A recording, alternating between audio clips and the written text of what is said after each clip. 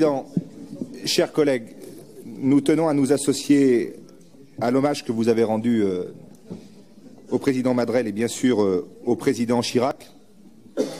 Le président Chirac a marqué à jamais la terre corrézienne et la terre limousine. Je ne paraphraserai pas tout ce qui a été dit sur lui en tant qu'immense homme d'État. Je tiens à saluer mon amie Françoise Bézia, qui est la présidente de la Fondation Chirac et qui siège dans cet hémicycle à nos côtés. Jacques Chirac, c'était aussi l'homme des grandes lois sur le handicap et Françoise en sait quelque chose.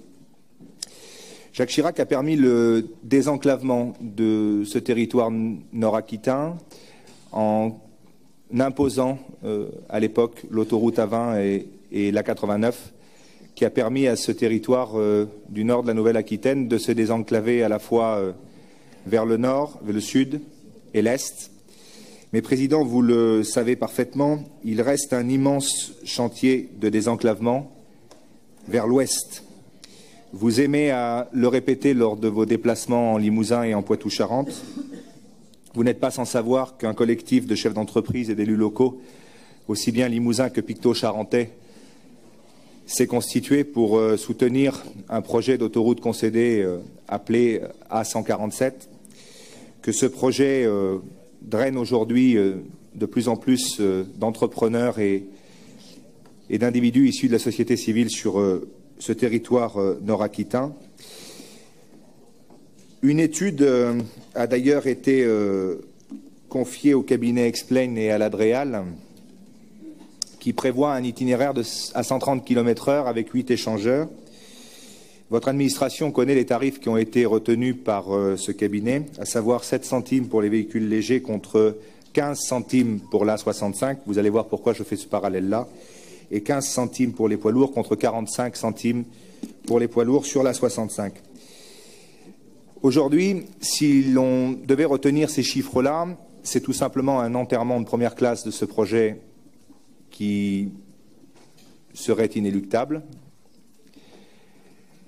Moi, ma question, elle est simple, Président. Pourquoi ces tarifs-là au nord de la Nouvelle-Aquitaine et pourquoi des tarifs totalement différents sur l'A65 ? L'A65, vous l'avez voulu, vous, Alain Rousset, en tant que président de la région Nouvelle-Aquitaine. Vous l'avez à l'époque très largement défendu dans les ministères. Aujourd'hui, nous ne comprenons pas ces chiffres. Ce sont des chiffres qui, au dire de ceux qui suivent de très près ce dossier, sont totalement arbitraires. Et nous ne pouvons nous contenter, nous, élus du nord de cette grande région Nouvelle-Aquitaine, que nous soyons Limousin ou Picto-Charentais, nous ne pouvons nous contenter d'avoir une fin de non-recevoir une nouvelle fois sur ce dossier. Je vous rappelle quand même que la 147 actuelle, c'est la 3e route la plus accidentogène de France au kilomètre. Ce n'est pas anodin. Ce sont des morts tous les ans. En période hivernale, ce sont des morts tous les mois. Et c'est un sujet qui va au-delà du sujet d'aménagement du territoire. Donc aujourd'hui, Président, je crois que vous aimez à le répéter, et je le crois vrai, vous avez beaucoup de réseaux. Nous avons un secrétaire d'État nouvellement nommé qui est issu du territoire limousin.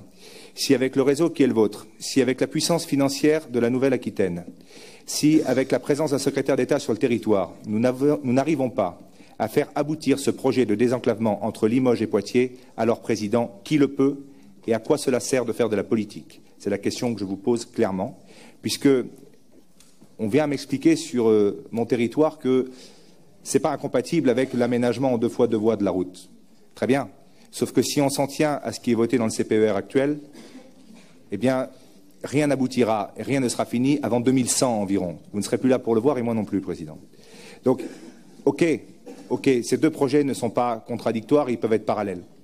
Mais le CPER aujourd'hui est totalement insuffisant en termes d'engagement financier sur ce projet-là.